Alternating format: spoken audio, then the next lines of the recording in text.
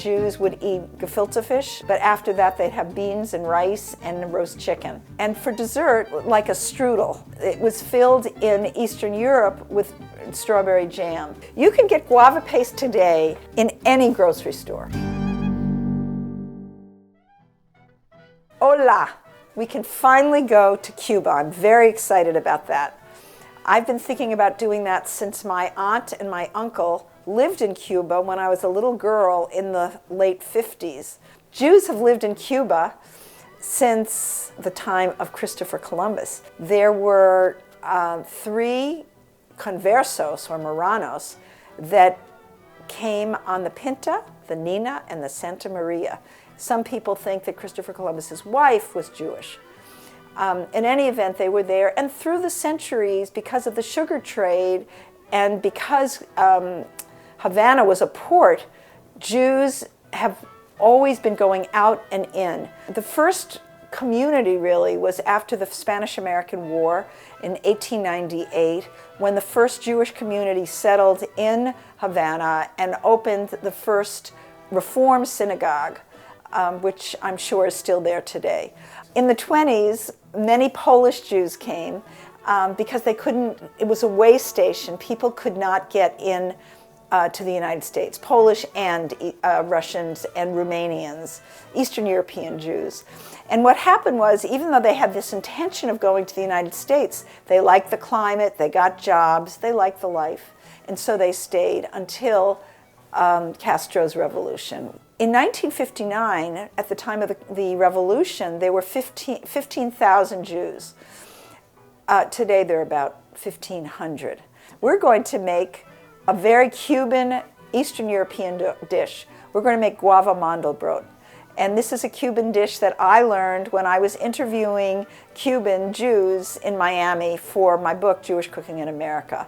Every Friday she used to make strudel and mandelbrot, and after she died, my mother-in-law continued, but being that we were in Cuba, instead of using, some people use like strawberry preserve, we use guava, and guava is a very tropical fruit that was grown in Cuba. And the guava paste, you can see the texture of it. What I'm going to do is I'm going to puree it. So let's get started.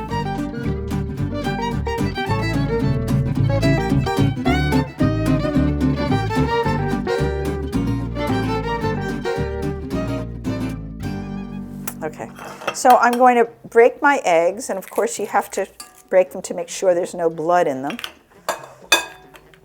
Then we put the sugar in and mix them. The oil in, vanilla, orange juice, the salt and the baking powder into the flour. See, it's coming together now. Put a little bit of flour on the board. So now I'm going to cut it into 4 pieces.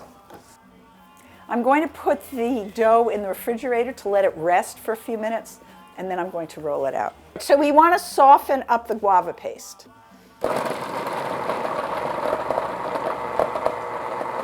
Now what we do is we take one of these lovely balls of dough, and this, by the way, is a great roller. And having a stiff spatula is easier for spreading, and one like this is easy for being the other spoon.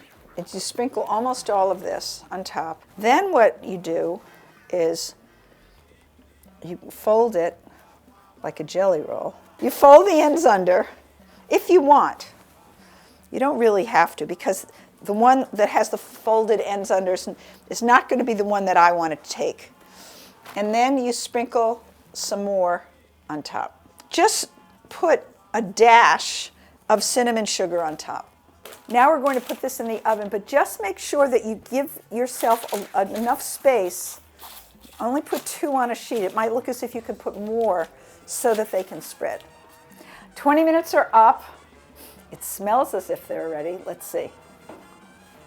Ooh, it looks gorgeous. It's okay if the top cracks because it's open. And you just see it looks pretty, right? So you're going to cut on the diagonal, and it's not all the way through, but almost through. Then you're going to put it in the oven again. So good. For another 15 minutes, and then we'll take it out again. Ah, beautiful, beautiful.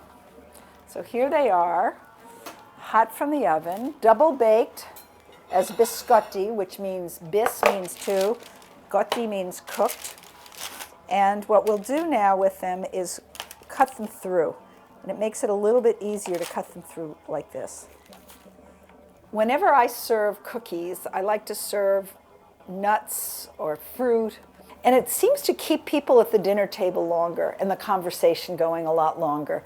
So these will definitely be conversation pleasers. And if I had to try one of these, I'm going to take this one, not just because it's the biggest, but it's the crumbliest. And sometimes these misshapen cookies or the ones that crumble taste the best. So I want to eat this in memory of my aunt and my uncle who lived in Cuba and had the best days of their life in Cuba. And I would assume if they were alive, they'd be one of the first to go back there this summer. It's like a tart sweetness of guava that makes it so addictive. I love guava paste with cheese, but I also love it in these cookies. And the guava fruit is growing all over Cuba, and I can't wait to see it. Adios.